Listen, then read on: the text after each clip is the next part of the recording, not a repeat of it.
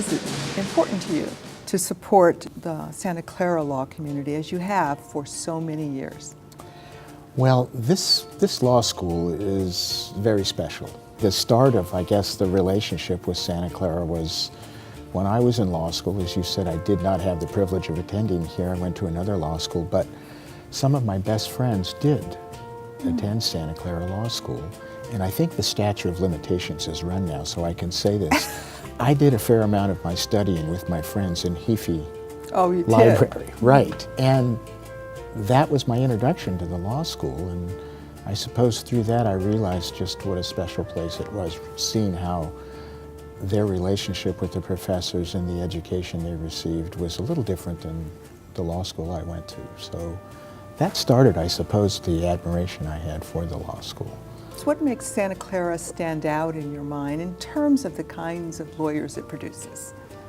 My sense is when a graduate leaves this law school, they've obviously had the benefit of a very rigorous academic pursuit, but they also leave with a compass that's focused. So they leave, this law school focuses them on continuing with that excellence in the practice of law, but also sparking them to do good in their communities. And that's not just in, let's say, public service like you and I are involved in, but when many of them go to big firms, they continue that excellence and doing good in their communities. That's something that I've seen is just across the board with Santa Clara Law School grads. Who has been the biggest influence on your legal career?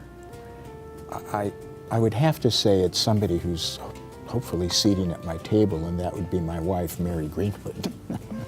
We went to the same law school. We were some years apart, and we really met in the public defender's office, which was our first law jobs. And we were, I guess, a public defender romance. She has always been there to encourage, support, and I hope I've been able to act in the same way to some measure for her. And she's, just recently had a big deal happen to her. I know. Yeah, so Justice Greenwood runs the household. Yes. Yes.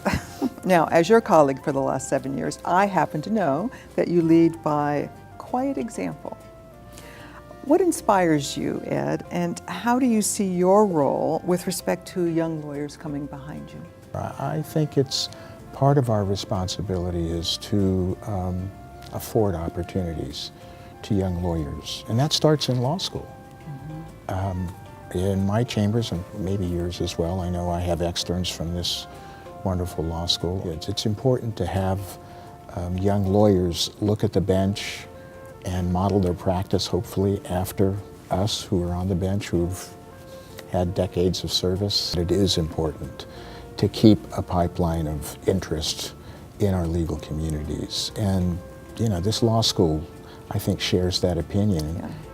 And so it's a natural relationship to afford those law students who are eager to learn to come and work in our chambers, to talk with us. I just think that's part of our responsibility, I really do.